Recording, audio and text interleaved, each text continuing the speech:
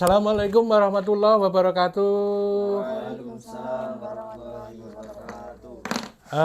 Alhamdulillah pada kesempatan pagi hari ini Takrim dari program MAN Kota Blitar sudah berakhir.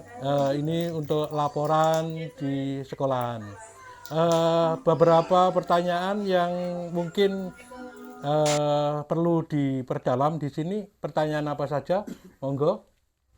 Sebelumnya selamat pagi Pak. Selamat pagi. Saya Anggi Dwi Rianti dari perwakilan kelompok Prakerin dari Kota Blitar. Kalau boleh tahu nama Bapak, nama panjang Bapak siapa ya? Nama lengkap Nanang Pramadi. Tempat tanggal lahir Blitar 27 April 1968, sehingga sudah 56 tahun. Wirausaha atau bergerak di bidang batik sejak tahun 2005. Dan untuk batik katun itu sejak 2007. Dari 2005 itu batik kayu yang kita kembangkan.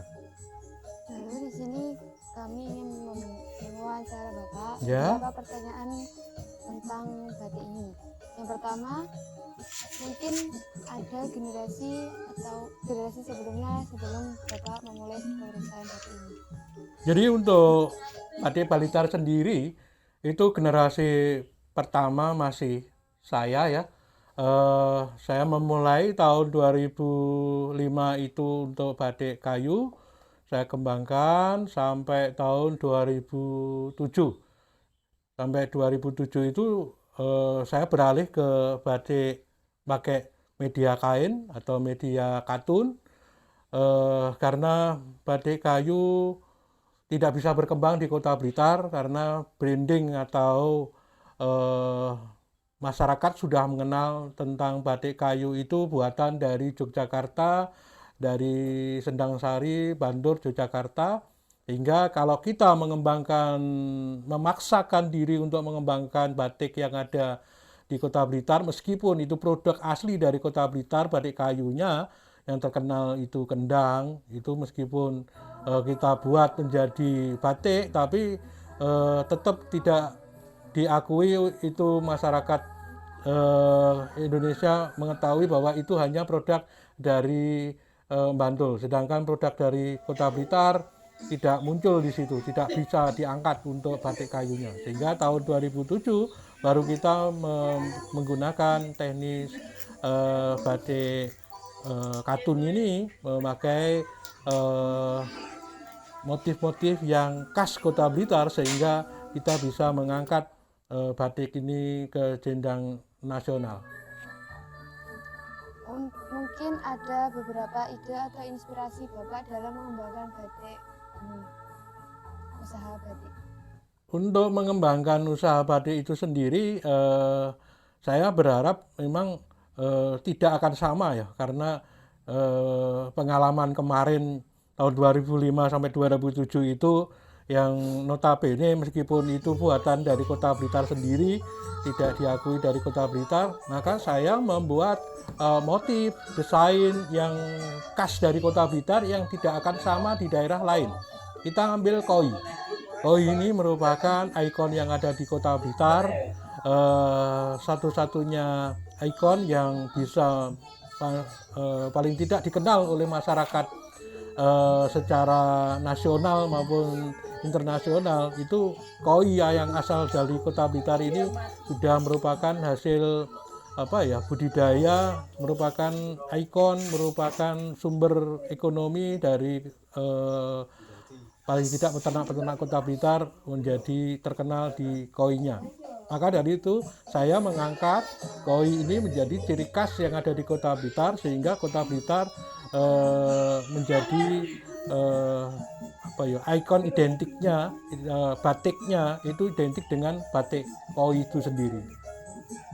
Lalu berapa banyak motif yang Bapak buat sampai saat ini? Motif banyak ya. Motif kemarin kita menggunakan beberapa motif. Jadi motif utama kita mengandalkan koi itu sendiri, sedangkan motif dari eh, pengembangan itu mengembangkan saya motif ondong-ondong seperti motif mainan anak-anak, ada lagi motif dari Sekar Jagad Blitar, motif apa ya, macamnya banyak sekali, ada motif kupu-kupu semacam ini. Saya mengembangkan juga motif eh, macan dari ciri khas dari Kelurahan Bedogret, sehingga ini memang berupaya saya mengembangkan setiap daerah itu mempunyai motif, atau setiap kelurahan itu mempunyai motif yang berbeda-beda, sehingga ada motif kembang sepatu di gedoknya, di kembang turi atau batik turinya, sedangkan di Rembang itu muncul bunga atau sirih, dan pendowo limonya. Oke, Saya harapkan kalau memang berikutnya. semua daerah di Kota Blitar ini, setiap kelurahan mempunyai ciri khas masing-masing dari kelurahan itu sendiri, ikon yang apa bisa diangkat menjadi motif batik, itu bisa dikembangkan menjadi motif andalan masing-masing. Lalu mungkin setiap tahunnya ada beberapa macam-macam tren motif batik. Untuk tren motif batik itu memang saat Oke, ini lalu itu berikutnya. kita menggunakan tren motif Prababa Blitar. Jadi Prababa Blitar ini melalui hasil seleksi atau hasil lomba, sehingga pemenang utama dari lomba itu Mbak Jingga itu menciptakan motif yang namanya motif batik Prababa Blitar. Sebelumnya ada motif dari anak-anak yang KKN di Gedok sini mengangkat motif Puspadana. Jadi Puspadana itu diambil dari situs Candi Gedok yang diekskavasi, sehingga ada beberapa motif patung atau di situ motif relief yang bisa diangkat menjadi desain batik. Itu menjadi tren pada saat itu. Puspadana menjadi apa ya, paling tidak ciri khas dari batik pakaian tradisional khas Kota Blitar. Sedangkan untuk Prababa Blitar itu menjadi dikembangkan lagi menjadi batik khas ASN Kota Blitar, sehingga ada dua motif yang sudah dikembangkan dan menjadi ciri khas batik Kota Blitar, sehingga Kota Blitar mempunyai ciri yang tersendiri di bidang batik dibandingkan dengan daerah yang lainnya. Lalu teknik apa saja yang digunakan untuk membuat motif-motif batik ini? Jadi motif yang dikembangkan itu macam-macam ya. Ada motif tentang teknis colet, ada motif tentang teknis untuk remuan, ada efek dari urea atau mesh, ada juga yang teknis blok, jadi diwarna dulu, setelah itu baru dicap, sehingga nanti bisa diremuk lagi. Dan ada degradasi ya, teknis degradasi, warna itu disatukan menjadi beberapa macam, sehingga itu nanti kalau dicap lagi atau dikombinasi dengan teknis yang lainnya bisa muncul beberapa motif yang berbeda-beda. Lalu untuk pendistribusian satu per batik, hasil batik ini bagaimana Pak? Untuk pendistribusian atau pemasarannya kita memang masih lokal ya. Ada beberapa event yang kita juga ikuti, misalkan event dari dinas terkait, misalkan dinas Pendidikan dan Perdagangan, dinas UKM dan Koperasi, dinas dari penanaman modal, dan KPT itu berusaha ya untuk mengenalkan, paling tidak membranding bagaimana batik-batik yang ada di Kota Blitar itu dikenal masyarakat luas. Ya memang Blitar sudah merupakan barometer pembatik yang ada di Jawa Timur dan Indonesia, bahwa perkembangan batik yang ada di Kota Blitar ini sangat pesat sekali, sehingga memang branding-branding atau event-event atau acara-acara untuk pameran itu giat sekali dilaksanakan oleh stakeholder yang terkait di Kota Blitar itu sendiri.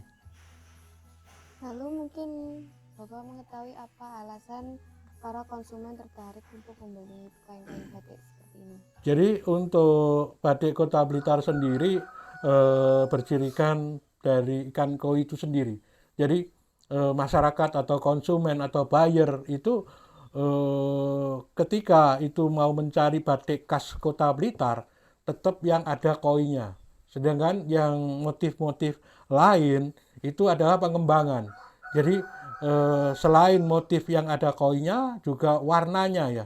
Warnanya itu berbeda dengan daerah-daerah manapun.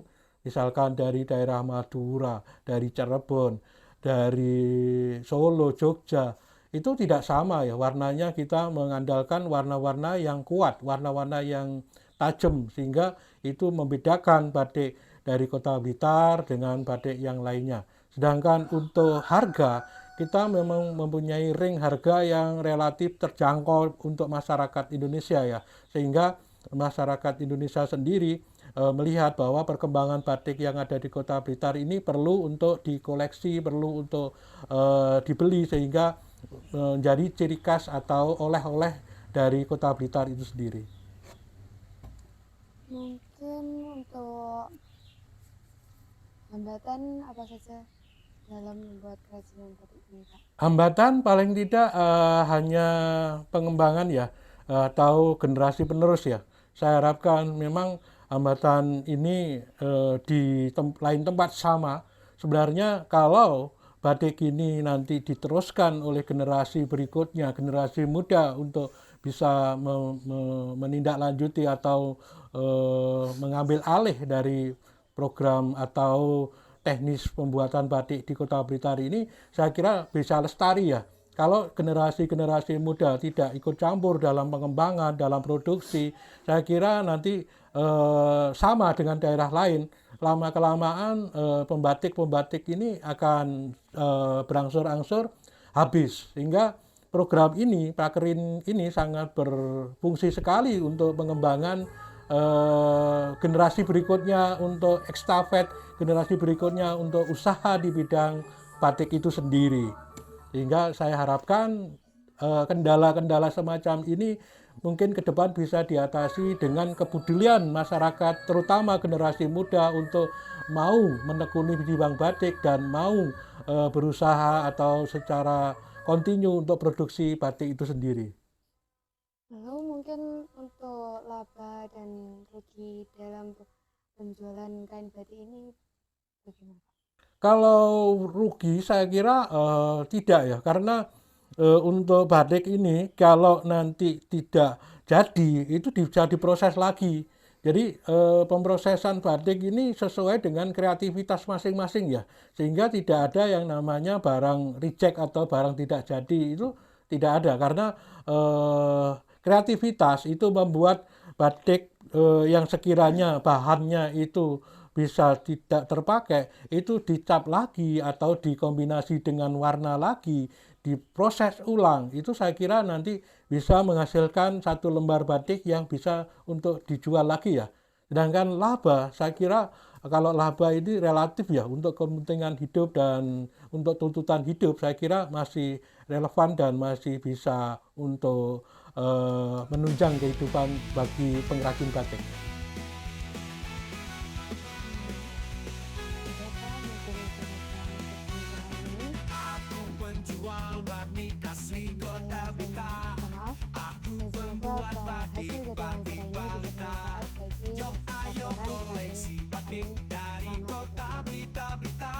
Ya, terima kasih telah membantu ya pada proses produksi di batik Blitar ini. Semoga ilmu yang sedikit ini bisa nanti dikembangkan di kemudian hari, sehingga menjadi wirausaha muda, menjadi pengusaha muda yang konsisten di bidang batik ini.